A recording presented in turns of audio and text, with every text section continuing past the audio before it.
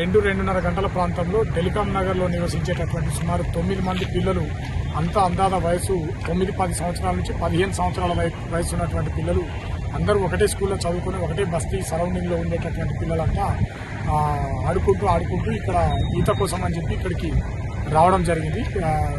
పటేల్ కుంట అనేటువంటి చెరువు, ORR ring road పక్కన ఉన్నటువంటి చెరువులో ఫెన్సింగ్ వేసి ఉన్నప్పటికీ ఆ ఫెన్సింగ్ కిందగా ఉన్నటువంటి దారిలో నుంచి లోపలికి వచ్చి ఈత కోసం అని లోపలికి పోయినటువంటి సందర్భంలో మిగతా 6 మంది పిల్లలు చూసి ఇది లోతు ఎక్కువగా ఉన్నట్లుందని భయపడి వెనక్కి ఆగిపోవడం జరిగింది. కాగా మిగతా 3 మాత్రం అందులోకి వెళ్ళి ఈత కొట్టడానికి ప్రయత్నం చేసి అక్కడ సడన్గా లోతు ఎక్కువగా ఉండడంతో అక్కడ నీళ్లలో గల్లంతై చనిపోవడం జరిగింది.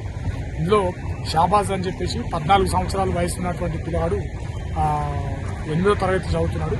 ఆ తర్వాత దిలీప్ అనేటటువంటి అబ్బాయి అందాల 13 సంవత్సరాలు, పవన్ అని చెప్పి ఇంకో అబ్బాయి కూడా 13 సంవత్సరాల వయసు. వీళ్ళిద్దరూ 7th క్లాస్ చదువుతున్నారు. విజయభారతి స్కూల్ గచ్చిబౌలి పిల్లలందరూ కూడా చదువుకుంటారు. వీళ్ళు 3 కూడా నీళ్ళలో పడి చనిపోవడం జరిగింది. ఈ సమాచారం మిగతా ఉన్న 6 మంది పిల్లలు ఓఆర్ఆర్ రోడ్డుపైకి వెళ్ళి అటుగా వెళ్తున్నటువంటి ఆటో వాళ్ళని, మోటార్ సైకిల్ వాళ్ళని ఆపి తెలియజెప్పడంతో వాళ్ళు డయల్ 100 ద్వారా పోలీసు సమాచారం ఇస్తే మేము ఇక్కడికి చేరుకొని వాళ్ళని రక్షించే ప్రయత్నం చేసినాం, కానీ ఉపయోగం లేదు.